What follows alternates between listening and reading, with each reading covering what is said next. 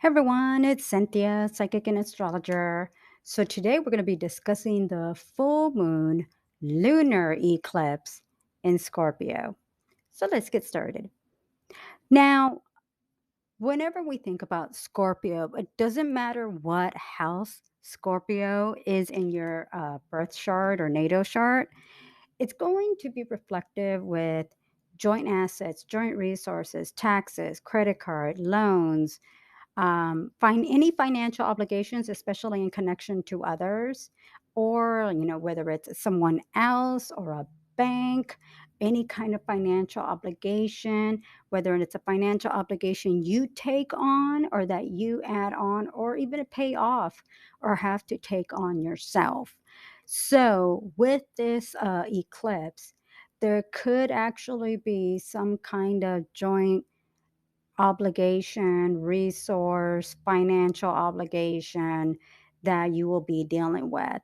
Now, the Sun and Saturn are going to be squaring off with each other. So, whenever we think of a square in general, we're going to run into obstacles, challenges, again, obligations.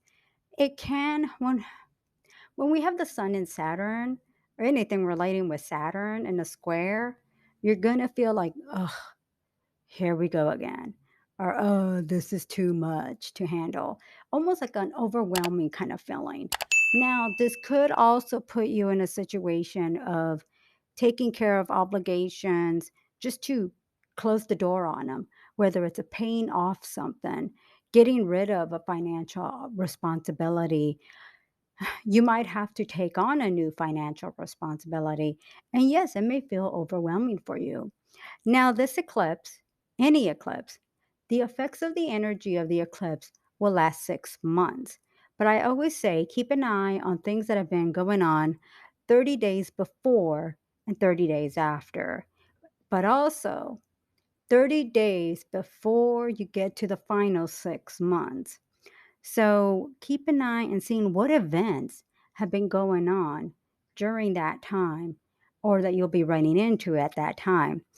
So this eclipse, May 15th, so anything that's been going on since April 15th all the way to June 15th, and then start keeping an eye around like mid to late December and into January, because during that time, we're going to run into another series of eclipses.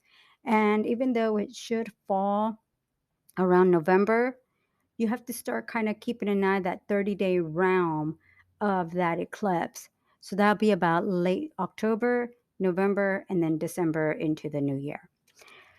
Now, obviously, with the Sun and Saturn, we're dealing with, like I said, obligations. Down.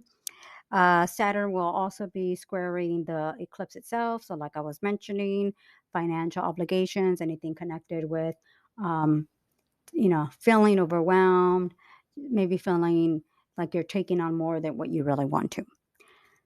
Uh, the good news is that Neptune will be actually connecting well with the sun and the moon and the eclipse. So, this could actually help in easing these obligations.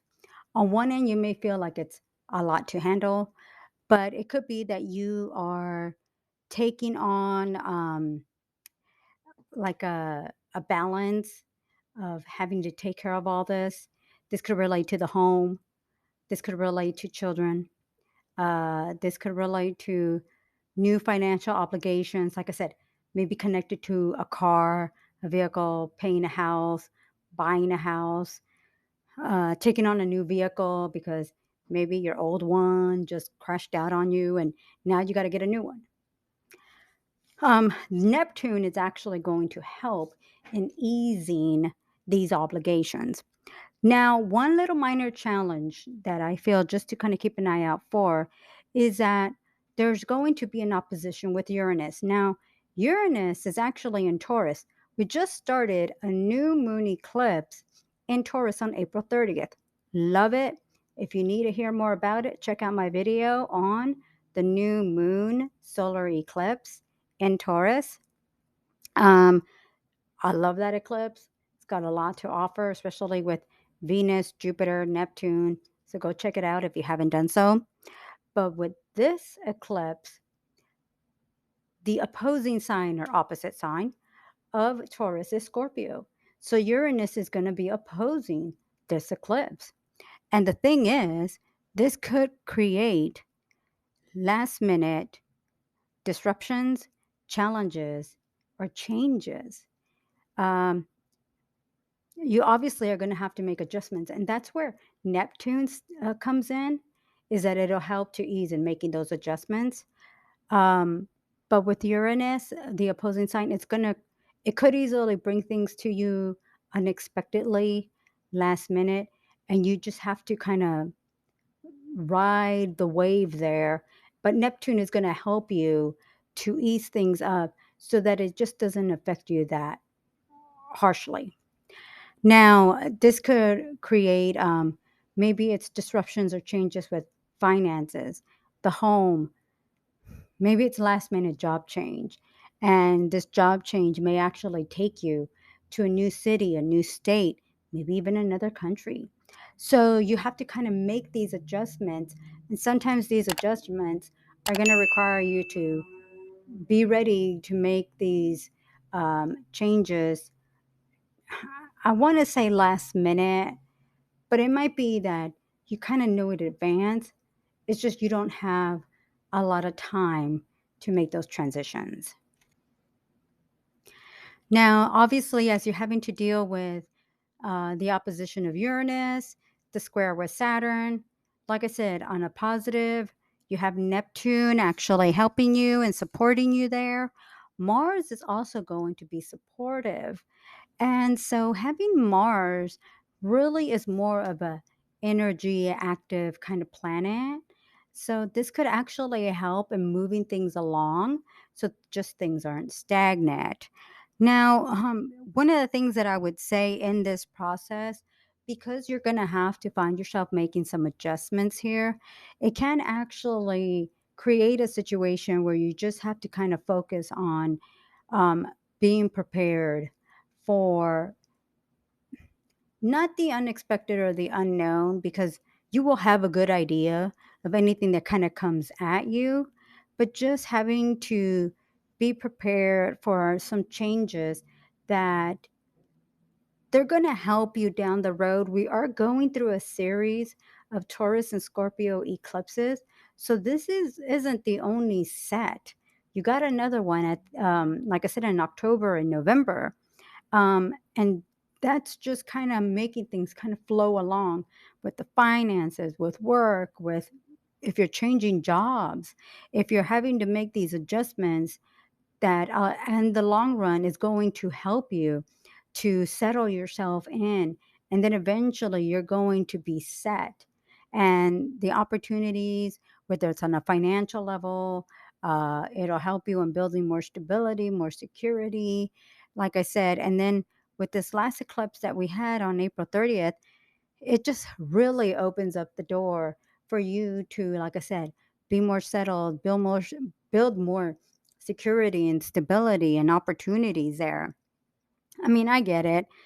Not every eclipse is 100% positive, but that's because we're just being prepared that sometimes things that are thrown as a challenge helps us to become more stronger, more willful, to work towards accomplishments and build towards these achievements so we can really work and walk away with something more that we're proud of. Now, if you haven't already done so, also check out your yearly horoscope, because I am talking about these eclipses. Again, you can find them here on my YouTube channel. There's a two-part series, so whatever your sign falls on, if you're like Aries through Virgo, fall under part one. Libra through Pisces, it'll be on part two. Also, the May horoscopes on thepsychicone.com will explain more about these eclipses. So definitely check that out for your sign. And if you happen to know your rising sign, definitely check that out too. So when it comes down to the next 6 months, actually, probably for the rest of this year, definitely a lot that's going to be happening for you. Financial obligations, opportunities, changes. This Uranus opposition definitely is going to shake things up a little bit. But with that Neptune connection, it's really going to help ease things here in the long run. Definitely, there's going to be a lot for you to use, to work on. But if anything, it's just preparing you for what I would consider greater financial benefits and opportunities there, security, stability. This is just continuing on into next year. But right now, it's just preparing you, like I said, for a lot that you're going to be looking forward to, some adjustments that you're going to have to make. But hey, not every eclipse is perfect. So check out your May horoscopes on the2nd1.com. You could also check it out here on YouTube with the yearly horoscopes. And whenever you get a chance, check all those out. There's a lot to look forward to. Well, I'll be discussing more um, here, things that are going to be coming up with the eclipses, with the new moon, the full moon, lots going on. So check it out. Talk to you soon.